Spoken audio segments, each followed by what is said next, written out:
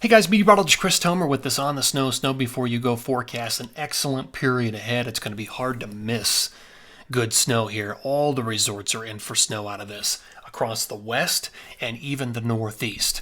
So a lot of resorts high on the web. This is my spider chart, odds of best snow next 5 to 7 days. More purple, higher on the web, better odds of snow. I mean, I had to go through this thing with a fine-tooth comb to find reasons to pull these resorts off the top of the web. And it may just be that some of the snow comes much later in the period, so you have a longer, drier period waiting on it, but it's only in a few cases. There's going to be snow across the west for a long period of time. And in the northeast, you'll have probably two different chances of seeing moderate to heavy snowfall. All right, so that's the spider chart. Lots of resorts look good. Let me show you my bullet points. So the northwest flow is already underway. It started late 218. It continues on 219, 220, and 221. It's dropping some good snowfall in the Tetons, and it will affect the Wasatch. Montana's in for good snow. Northern Idaho, all of those areas, central to northern mountains of Colorado, will all get snow out of this northwest flow. That's just the leading edge. Then there's a large storm system that will wrangle all that moisture, drop in a strong jet stream and colder air. So you've got wind energy, good ratios, lots of orographics, all of that dropping down. And that first low may become an Albuquerque low. And then there's another low behind it that will come in with a more southern track and spread snow through the southern tier, with some deep bullseyes out of this entire pattern. And in the northeast, like I said, you've got a couple of different storm systems possible. Let me just show you what this looks like on water vapor. Let me just mark the most important leading aspect of this, and that's the northwest flow. So that's what's happening right now. Then the second part of this, there's an area of low pressure that comes in, drops down, spreads snow across a lot of the west, and becomes in Albuquerque low, and that's important. And then there's another low behind that which will roll in and drop down and become a true southern track storm. There's also a low right here.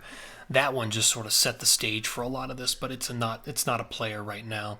And then there's another low around Hawaii. The key with that is that just represents and proves that the southern branch of the jet stream is a player along with the northern branch. So we've got both. We've got good wind energy. All right, let me show you what happens after this. This is the jet stream. After all this moves through the west, we'll get a drier period, 226, 227, 228. It's a waiting game, waiting on this, the next trough, which is just hitting the west coast. You can see it here on 228 late in the day.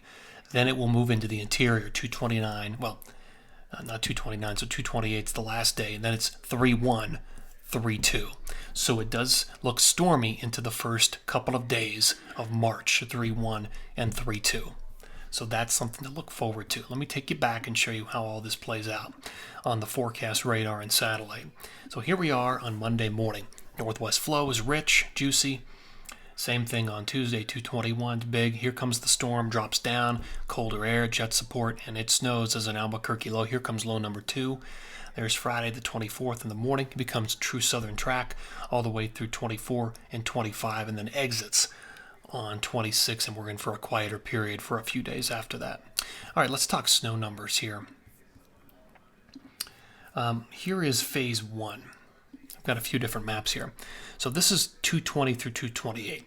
It's snowing in a lot of places, especially Colorado, Wyoming north on 219. So 220 is probably a powder day in many of those areas.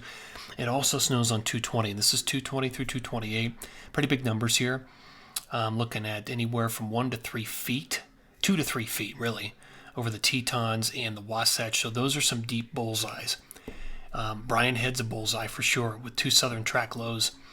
The snow you see in Colorado is from a northwest flow plus 2 storm systems through 228.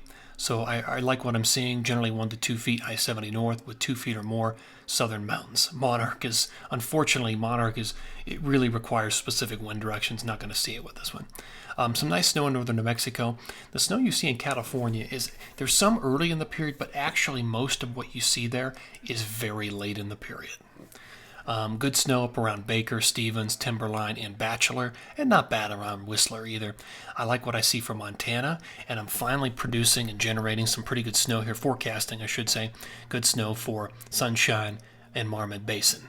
So this could be a good period for both Sunshine, Banff, and Marmot Basin. All right, let me show you a specialty map here.